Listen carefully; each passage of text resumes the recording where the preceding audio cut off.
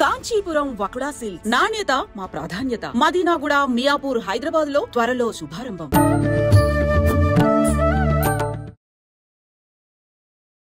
నమస్కారం, welcome to I dream. ధర్మ మార్గం విత్ విజిత కార్యక్రమానికి స్వాగతం.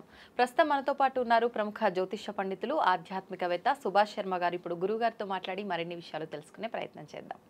నమస్కారం గురుగారు. శ్రీమాత్రి నమః. గురుగారు, ఉగాది మన తెలుగు వారి నూతన సంవత్సరం రాబోతోంది.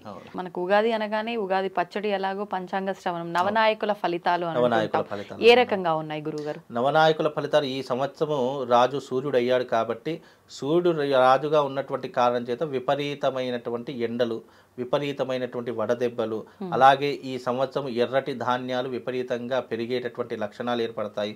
అలాగే ఈ సంవత్సరం బంగారపు ధరలు విపరీతంగా ఆకాశానికి అంటేటటువంటి అవకాశాలు ఉంటాయి. ఎర్రటి వస్తువులు కానివ్వండి, ఎర్రటి పప్పు దినుసులు కానివ్వండి, ధరలు విపరీతంగా పెరిగే అవకాశాలు ఉంటాయి. అందులోనూ ఈ సంవత్సరము రాజు సూర్యుడు అయ్యాడు కాబట్టి దేశ రాష్ట్ర రాజకీయాలలో, దేశ రాజకీయాల్లో అనేక రకాల యుద్ధ వాతావరణం ఉంటుంది. ఎందుకంటే రాజు ఎలా ఉంటే ప్రజలు అలా ఉంటారు. అలాగే రాజు సూర్యుడు అయ్యాడు కాబట్టి విపరీతమైనటువంటి యుద్ధ వాతావరణం ఉంటుంది. రాష్ట్ర రాజకీయాల్లో పెనుమార్పులు సంభవిస్తాయి. అలాగే చర్మ సంబంధితమైనటువంటి వ్యాధులు కావచ్చు, అలాగే శ్వాసకోశకు సంబంధించినటువంటి వ్యాధులు కావచ్చు. ఈ సంవత్సరం ఎక్కువగా ఇలాంటి వ్యాధులతో బాధపడేటటువంటి లక్షణాలు ఉంటాయి. అలాగే విషజ్వరాలు వచ్చేటటువంటి అవకాశాలు కూడా విపరీతంగా ఉంటాయి. కాబట్టి వీలైనంత వరకు ఈ సంవత్సరము కాస్త జాగ్రత్తగా ఉండడం చాలా విశేషము. ఎందుకు అనంటే గనక రాజు యథా రాజా తథా ప్రజ, రాజు ఎలా పరిపాలన చేస్తున్నాడో ప్రజలు కూడా అదే రకమైనటువంటి ఆనందాన్ని అనుభవిస్తారు. రాజు మంచివాడు అనుకోండి, రాజ్యంలో ఉన్నటువంటి ప్రజలందరూ కూడా ఆనందం అనుభవిస్తారు. రాజే చెడ్డవాడయ్యాడు అనుకోండి, ప్రజలందరూ కూడా కష్టపడేటటువంటి తత్వం ఏర్పడుతుంది. కాబట్టి ఈ సంవత్సరము కొంచెం గడ్డు కాలము. అందులోనూ ఈ సంవత్సరము షష్టగ్రహ కూటమి అనేటటువంటి కారణం చేత కూడా దీని యొక్క ప్రభావం ఆరంభమయ్యేటటువంటి రోజు కనుక ఇది ఉగాదికి ఒక రోజు ముందు ఆరంభమవుతుంది.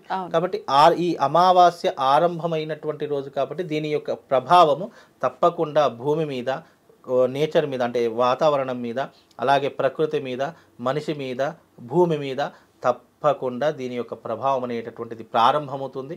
కాబట్టి ఈ సంవత్సరం వీలైనంత వరకు దైవిక ఆరాధనలు, యజ్ఞయాగాదులు, దేవతా క్రతువులు ఇంట్లో ఉన్నా సరే దేవతా ప్రార్థనలు చేసుకొని మీ జీవితాన్ని మీరే మలుచుకునేటటువంటి ప్రయత్నం చేయాలి. ఇది ఏదో ఒకరో ఇద్దరో చేయవలసింది కాదు. దేశవ్యాప్తంగా, ప్రపంచవ్యాప్తంగా అందరూ చేసుకోవాలి. ఎందుకంటే ఇక్కడ ఒక విషయం ఏంటి అని అంటే కనుక మనకు ప్రకృతిలో జరిగేదాన్ని దేని ఆపలేము. కానీ మన దాకా రాకుండా మనకు ఒక ప్రొటెక్షన్ అనేటటువంటి భగవంతుడు మనకి ఇచ్చాడు. అదే సులువైనటువంటి మార్గం భక్తి మార్గము. ఆ భక్తి ద్వారా వెళ్తే కనుక తప్పకుండా వాళ్ళకి శుభం లాభం జరుగుతుంది. నవనాయకుల్లో రాజు ఎలా ఉంటే మిగతా గ్రహాలన్నీ కూడా అలాగే ఉంటాయి. రాజు అలాగే ఉన్నాడు. సస్యాధిపతి, మంత్రి, సేనాధిపతి, మేఘాధిపతి, నిరసాధిపతి, ఇవన్నీ కూడా మధ్యమ ఫలితాలే ఉన్నాయి తప్ప అంత చెప్పుకోదగ్గటువంటి ఫలితాలు అయితే మనకు కనిపించడం లేదు. అయితే ఈ సంవత్సరం మనకు రాజు రవి అయినటువంటి కారణం చేత ఎలాంటి ఫలితాలు ఉంటాయంటే, నవనాయకుల్లో సూర్యుడు రాజైనందువలన ముఖ్యంగా పాలకుల మధ్య విరోధం ఏర్పడుతుంది. గతంలో చెప్పాను, పాలకులు అంటే రాజకీయ నాయకులు కావచ్చు, సినిమా రంగంలో ఉన్నటువంటి వాళ్ళు కావచ్చు, లేదా వృత్తి వ్యాపార రంగంలో ఉన్నటువంటి వాళ్ళు కావచ్చు, ఎవరైనా కావచ్చు, వాళ్ళ మధ్య విభేదాలు ఎక్కువగా ఏర్పడేటటువంటి అవకాశాలు ఉంటాయి. అలాగే ప్రజలకు రక్షణ తగ్గుతుంది. అంటే రాష్ట్ర రాజకీయ నాయకుల వల్ల కావచ్చు, లేదా ఇతరుల వల్ల కావచ్చు, ప్రజలకు అసలు రక్షణ లేకుండా పోతుంది. ఇక మేఘములు మరీ ఎక్కువగా కాక తక్కువగా వర్షవృష్టిని కురిపించేటటువంటి అవకాశాలు ఉంటాయి. ఎందుకంటే తీవ్రమైనటువంటి ఎండలు ఎక్కువగా ఉంటూ ఉంటాయి. అలాగే ఈ సంవత్సరము ముఖ్యంగా పాలకుల వలన, ఆయుధాల వలన ప్రజలకు భయం వస్తుంది.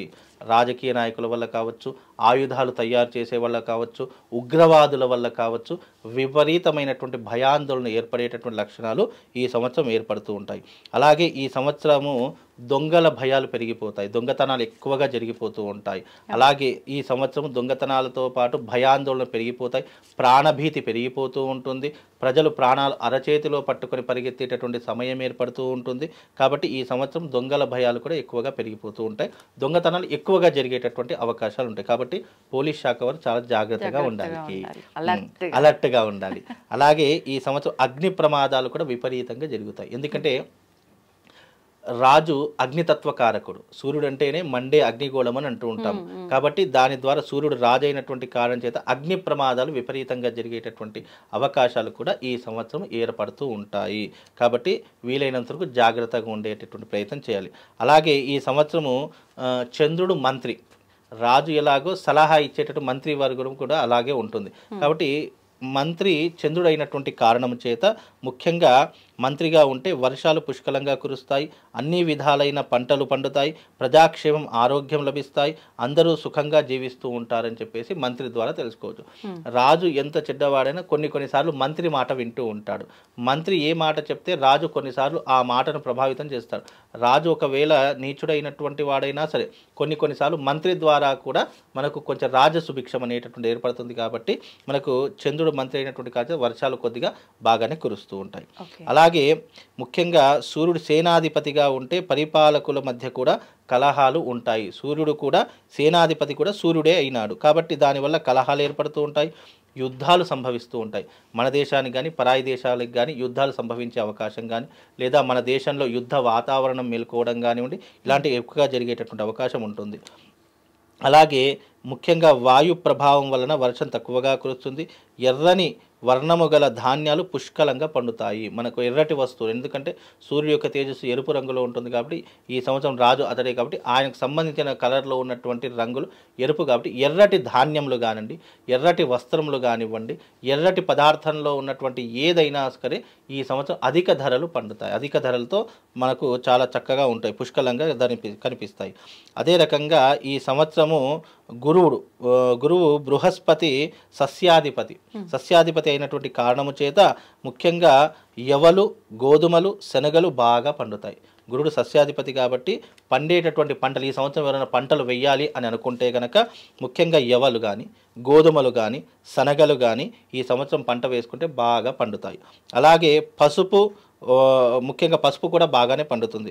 వర్షపు నేలలు బాగా సారవంతమైనటువంటి పుష్కలాలు కూడా ఎక్కువగా పండుతాయి.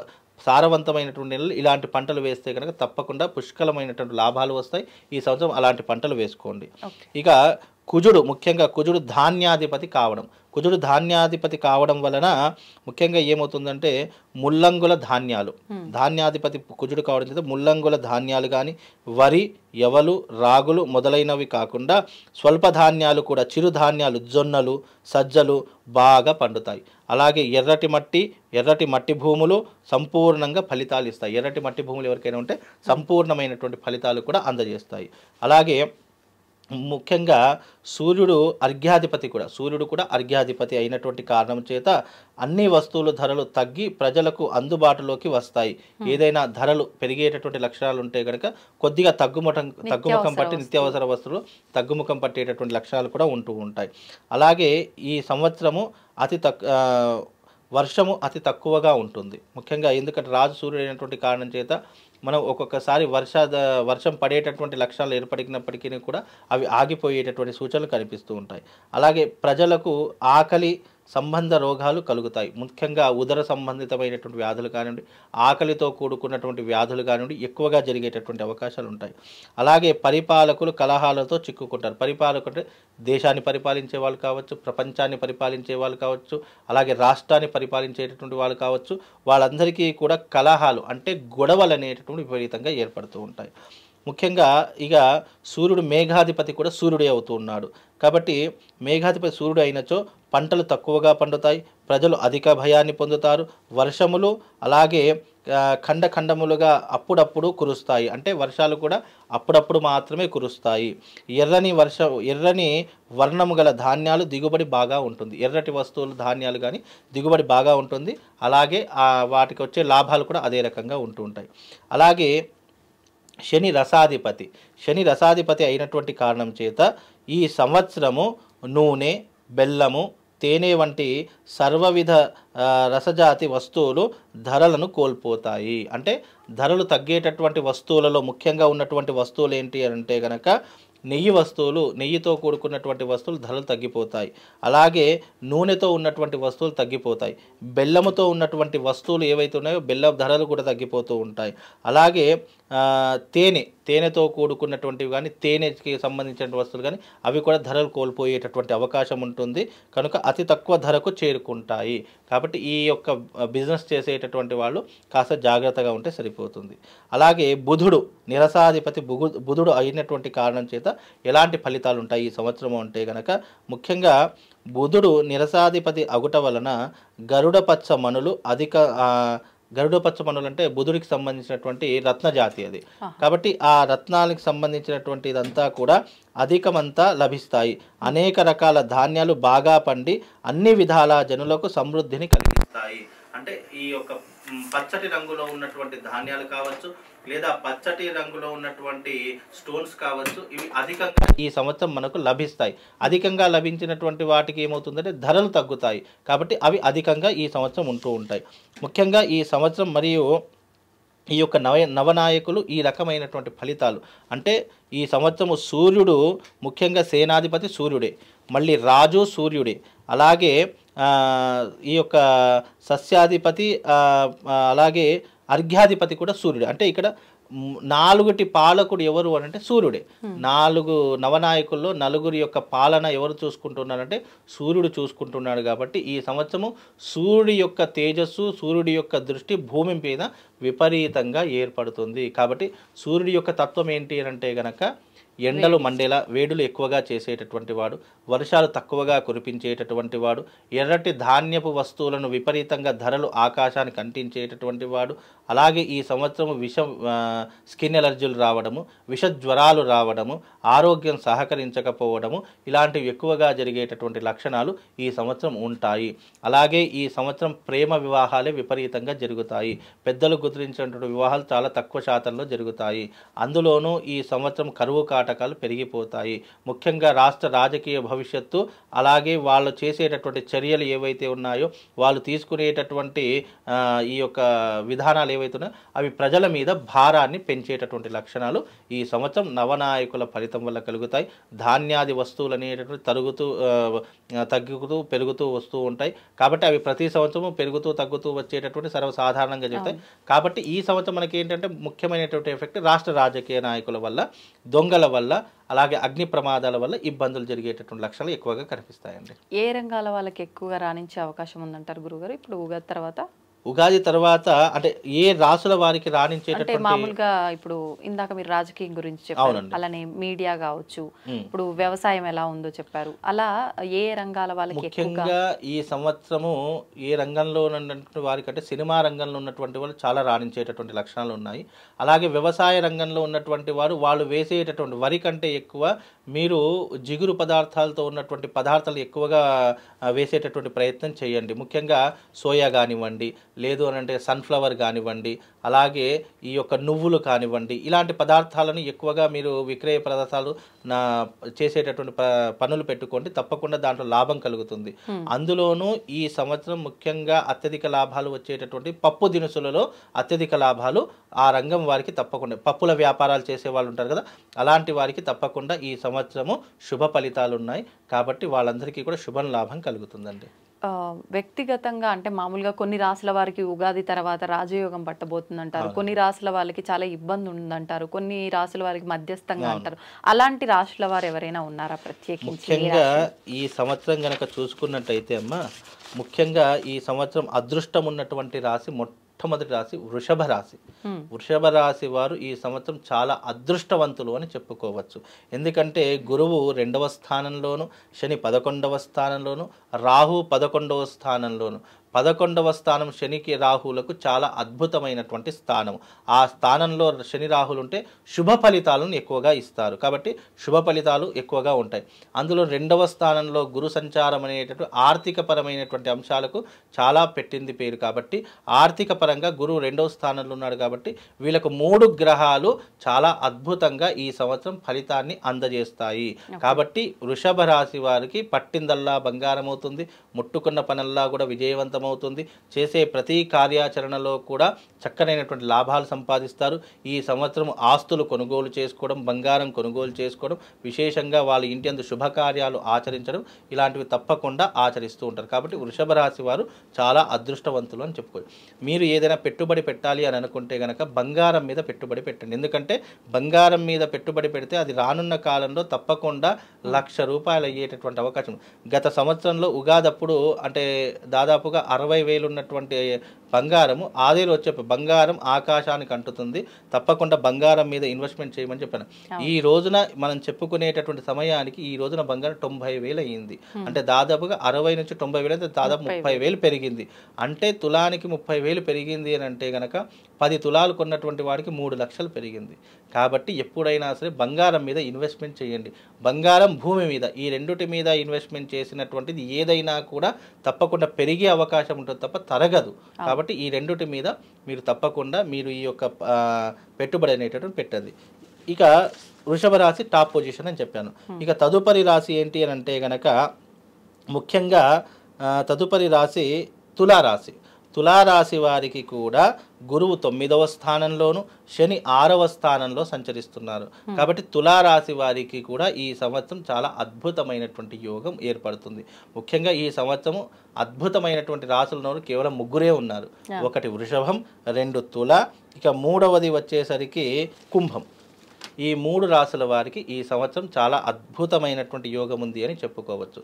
ఈ 3 రాశుల వారు చాలా అద్భుతమైనటువంటి యోగాన్ని అనుభవిస్తారు. ఎందుకంటే మనం గతంలో కూడా చూసుకుంటే కుంభరాశి వారికి ఏలినాటి శని ఉంది కాబట్టి చాలా ఇబ్బందులు జరిగాయి, చాలా కష్టకాలం అనుభవించారని చెప్పి చాలా మందికి చెప్పారు.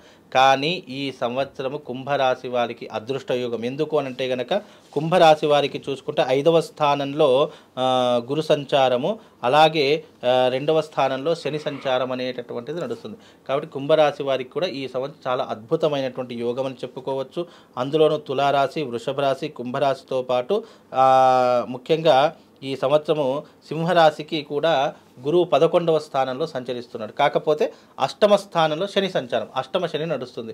కాబట్టి కొద్ది వరకు మధ్యమ ఫలితాలని చెప్పుకోవచ్చు. ఈ 3 రాశుల వారికి మాత్రం చాలా అద్భుతమైన ఫలితాలు. ఇక మిగతా రాశులందరికీ కూడా మధ్యమ ఫలితాలు. అంత హై పొజిషన్ కాదు, అంత లో పొజిషన్ కాదు. ముఖ్యంగా ఈ సంవత్సరము బ్యాడ్ పొజిషన్లో ఉన్నటువంటి రాశులు ఏవైతే ఉన్నాయంటే ముఖ్యంగా మేషరాశి వారికి ఏలినాటి శని ప్రభావం ప్రారంభమవుతుంది. అలాగే 3వ స్థానంలో గురు సంచారం ప్రారంభమవుతుంది. కాబట్టి అన్నదమ్ముల వల్ల నష్టం ఏర్పడుతుంది. కుటుంబ సభ్యుల ద్వారా గొడవలు ఏర్పడుతూ ఉంటాయి. అలాగే 12వ స్థానంలో శని సంచారం వల్ల ఖర్చులు అధికమవుతూ ఉంటాయి. ఉద్యోగంలో కానీ లేదా చేసే వృత్తిలో కానీ మార్పులు చేర్పులు ఏర్పడేటటువంటి అవకాశం ఉంటుంది. స్థాన మార్పిడి జరిగేటటువంటి అవకాశం ఎక్కువ శాతంగా ఉంటుంది. అలాగే వృషభ రాశి వారి టాప్ పొజిషన్, మంచి అనుకున్నటువంటి పనులు సాధించగలుగుతారు. వీలైనంత వరకు అన్ని రంగాలలో విజయం సాధించేటటువంటి వారు వృషభ రాశి వారని చెప్పుకోవచ్చు. ఎందుకంటే గురువు 2వ స్థానంలోను, శని 11వ స్థానంలోను, రాహు 11వ స్థానంలోను వీళ్ళకు చాలా అద్భుతమైనటువంటి యోగాన్ని అనుభవిస్తూ ఉంటాడు. ఇక మిథున రాశి వారు చాలా బ్యాడ్ పొజిషన్. ఎందుకంటే జన్మస్థానంలో గురువు ఉన్నాడు. అలాగే 10వ స్థానంలో శని సంచరిస్తున్నాడు. 10వ స్థానం నీచ స్థానం కాబట్టి శని అనుకున్నటువంటి ఫలితాలు ఇవ్వడు, గురువు కూడా అనుకున్నటువంటి ఫలితాలు ఇవ్వడు. కాబట్టి అలాగే వీళ్ళకు ముఖ్యంగా మిథున రాశి వారికి 10వ స్థానంలో రాహు కూడా సంచరిస్తున్నాడు. కాబట్టి 3, 4 కేతు గ్రహం కూడా అనుకూలంగా లేదు. కాబట్టి ఈ సంవత్సరం మిథున రాశి కూడా బ్యాడ్ పొజిషన్ అని చెప్పుకోవచ్చు. అనుకున్న పనులు ఏవి జరగవు, అయిన వాళ్ళతో శత్రుత్వం ఏర్పడుతుంది, డబ్బులు అధికంగా ఖర్చు అయిపోతూ ఉంటాయి, ఆరోగ్యం సహకరించదు ముఖ్యంగా. కాబట్టి ఇలాంటి విషయాలు కాస్త జాగ్రత్తగా ఉండండి. ఇక ముఖ్యంగా కర్కాటక రాశి వారికి గురువు 12వ స్థానం వ్యయ స్థానంలో ఉన్నాడు. శని 9వ స్థానం భాగ్యంలో ఉన్నాడు. కాబట్టి వీళ్ళకు కూడా ఈ సంవత్సరం అంత యోగ్యంగా ఉండదు. ఎందుకంటే 12వ స్థానంలో గురు సంచారం వల్ల ఖర్చులు అధికమవుతాయి, అయిన వాళ్ళతో ఇబ్బందులు ఏర్పడతాయి, బంధువులు శత్రువులుగా మారేటటువంటి లక్షణాలు ఏర్పడతాయి. 9వ స్థానంలో భాగ్యంలో శని ఉండటం చేత అన్నీ కూడా మనం అనుకున్నవి ఏవి కూడా జరగవు. ఏదైతే అనుకుంటామో చేతి దాకా అందుతుంది, అది నోటి దాకా అందదు. ఏ పనైనా సరే ఇదిగో చేద్దాము, ఇదిగో అయిపోతుంది అని అనుకుంటాము, అక్కడ ఏదో ఒక ఫెయిల్యూర్ జరిగి ఆ పనే కాకుండా వెళ్ళిపోతుంది. అంటే అదృష్టం ఆవగింజంతే దరిద్రం డబ్బకాయ ఉన్నట్టు దరిద్రమే ముందు ఉంటుంది. వీళ్ళ అదృష్టం ఎట్లా ఉంటుందంటే మెల్లగా నత్తనడక నడుస్తుంది, దరిద్రం మాత్రం చాలా ఫాస్ట్గా నడుస్తుంది, అట్లా నేనున్నట్టు పరిగెడుతుంది. కాబట్టి ఈ రకమైనటువంటి విధానాలు ఉంటాయి. ఇక ముఖ్యంగా సింహరాశి వారి ఇక్కడ చూసుకుంటే గురువు బాగానే ఉన్నాడు. గురువు 11వ స్థానంలో చాలా అదృష్టమైనటువంటి యోగంలో ఉన్నాడు. అర్ధాష్టమ శని వల్ల కొన్ని ఇబ్బందులు జరుగుతాయి కాబట్టి మధ్యమ ఫలితాలని చెప్పుకోవచ్చు ఎవరికి, సింహరాశి వారికి. అలాగే రాహు కూడా 8వ స్థానంలో ఉన్నాడు. ముఖ్యంగా అర్ధాష్టమ శని, రాహు 8వ స్థానంలో ఉండడం వల్ల అష్టమ భావం అనేటటువంటి ఆరోగ్య సూచిక కాబట్టి ఆరోగ్య భంగం ఎక్కువగా కలుగుతుంది. కొంచెం ఆరోగ్యం వైపు శ్రద్ధ పెట్టండి. అలాగే కోపము, అగ్రినెస్ చాలా ఎక్కువగా వస్తూ ఉంటుంది కాబట్టి కోపాన్ని కంట్రోల్ చేసుకోండి. అలాగే అయిన వాళ్ళ మీద అరిచేస్తూ ఉంటారు కాబట్టి చాలా జాగ్రత్తగా ఉండండి. వీలైనంత వరకు దైవిక ఆరాధన ఎక్కువగా చేసుకునే ప్రయత్నం చేయండి. ఇక తదుపరి రాశి కన్యారాశి. కన్యారాశికి 10వ స్థానంలో శని, 7వ స్థానంలో 10వ స్థానంలో గురువు, 7వ స్థానంలో శని సంచరిస్తున్నారు. కాబట్టి 7వ స్థానం శని సంచారం అనేటువంటి వైవాహిక జీవితం మీద, దాంపత్యం మీద ఎక్కువ ప్రభావం చూపిస్తుంది. కాబట్టి ఖర్చులు అధికమవుతూ ఉంటాయి. దంపతుల మధ్య విడాకులు ఏర్పడము, దాంపత్యం విడిపోవడము, లేదు అంటే గొడవలు ఏర్పడము, ప్రతి చిన్న విషయానికి అగ్రినెస్ కోపం రావడము, లేదా కాపురం కొన్ని రోజుల వరకు విడిపోవడము, ఇలాంటివి ఎక్కువగా జరుగుతుంటాయి. కాబట్టి కాస్త జాగ్రత్తగా ఉండండి. 10వ స్థానంలో గురువు సంచారం వల్ల ఉద్యోగ మార్పిడి కానివ్వండి, ఉద్యోగంలో ప్రమోషన్స్ ఆగిపోవడం కానివ్వండి, లేదు అనంటే గనక భూములు అమ్ముకోవడం కానివ్వండి, ఆస్తులు అమ్ముకునేటటువంటి పరిస్థితులు ఎక్కువగా ఏర్పడతాయి. కాబట్టి ఈ సంవత్సరం కన్యారాశి వారు కూడా చాలా జాగ్రత్తగా ఉండాలి. ఇక తదుపరి రాశి తులారాశి. తులారాశి వారికి 9వ స్థానంలో గురు సంచారము, 6వ స్థానంలో శని సంచారం కనుక వీళ్ళ యొక్క జాతకం టాప్ పొజిషన్ అని చెప్పుకోవచ్చు. వీళ్ళకి బ్యాడ్ అంటూ ఏమీ లేదు. తులారాశి వారికి 9వ భాగ్యంలో గురు సంచారం వల్ల పూర్వీకుల ఆస్తులు కలిసి రావడము, కోర్టు కేసులు ఏవైనా ఉంటే అవన్నిటిని కూడా చక్కదిద్దుకోవడము, ఒక సెటిల్మెంట్కి రావడము, అలాగే వీళ్ళకున్నటువంటి పెద్దవాళ్ళ ఆస్తులు కలిసి రావడము, జీవితంలో సంపాదన పెరగడము, వృత్తి వ్యాపారాదులలో మంచి లాభాలు గడించేటటువంటి అవకాశాలు ఉన్నాయి. అలాగే పూర్వజన్మ సుకృతము చేత మంచి యోగకారకమైనటువంటి జీవితం తులారాశి వారికి ఉంటుంది. అలాగే శని 6వ స్థానంలో ఉన్నాడు కాబట్టి ఆరోగ్య విషయంలో ఏదైనా ఇబ్బందులున్నా, ఏదైనా కలతలున్నా అవన్నీ కూడా పూర్తిగా తొలగిపోయే అవకాశం, ఆరోగ్య సంబంధానికి సంబంధించిన చికిత్స చేసుకునేటటువంటి పరిహారాలు ఈ సంవత్సరం వీళ్ళకు చాలా పుష్కలంగా ఉన్నాయి. 6వ స్థానంలో కేతువు కూడా మంచి లాభదాయకంగా ఉన్నాడు కాబట్టి తులారాశి వారికి ఈ సంవత్సరం చాలా అదృష్ట యోగం అని చెప్పుకోవచ్చు.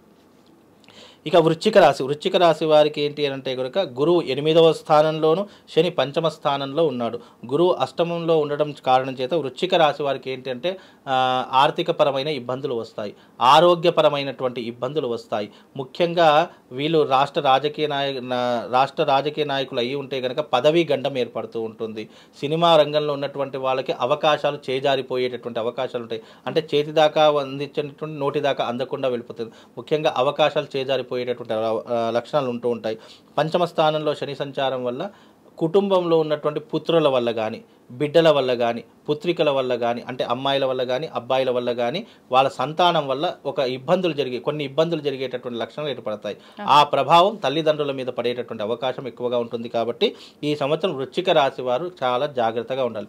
రోడ్డు ప్రమాదాలు కానివ్వండి, యాక్సిడెంట్లు జరిగేటటువంటి లక్షణాలు ఇలాంటివి ఎక్కువగా జరుగుతాయి. కాబట్టి వీలైనంత వరకు జాగ్రత్తగా ఉండే ప్రయత్నం చేసుకోండి. ఇక ధనుసు రాశి. ధనుసు రాశి వారికి గురువు 7వ స్థానంలో సంచరిస్తున్నాడు. గురువు 7వ స్థానంలో సంచరించడం శుభదాయకమే.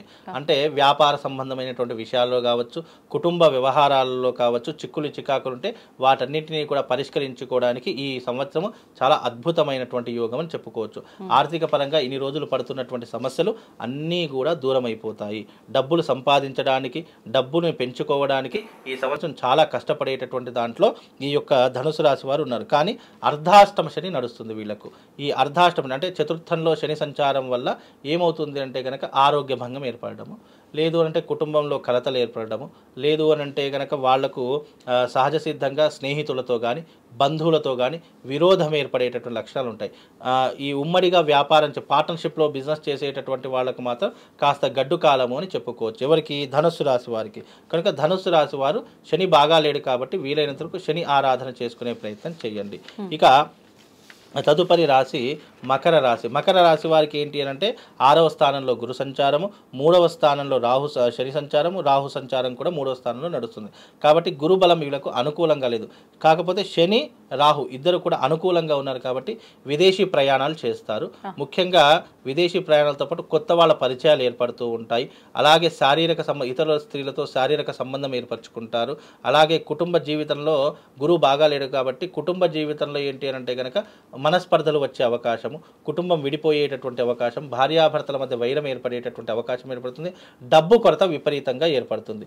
కాబట్టి వీళ్ళకు గురు అనుకూలంగా లేదు కాబట్టి డబ్బు కొరత అనేటటువంటిది ఏర్పడుతూ ఉంటుంది. శని రాహువులు బాగానే ఉన్నారు కాబట్టి కొంతవరకు లాభదాయకం అని చెప్పుకోవచ్చు. అంటే మధ్యమ ఫలితాలు అనేటటువంటి ఉంటాయి.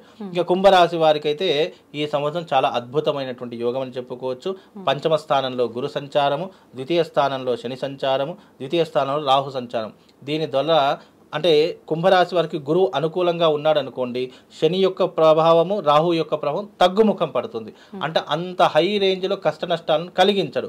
కాబట్టి కొంతవరకు కుంభరాశి వారికి ఈ సంవత్సరము చాలా అద్భుతమైనటువంటి యోగము. అందులోనూ కుంభరాశిలో ఉన్నటువంటి శని భగవాను మీనరాశిలోకి అడుగు పెడుతున్నాడు కాబట్టి క్షేత్రాన్ని కూడా మార్చుకుంటున్నాడు కాబట్టి శని ప్రభావం అంతగా ఉండదు. కాబట్టి వీళ్ళకు చాలా అద్భుతమైనటువంటి యోగం అని చెప్పుకోవచ్చు. ఇక తదుపరి మీనరాశి, చిట్ట చివరి రాశి.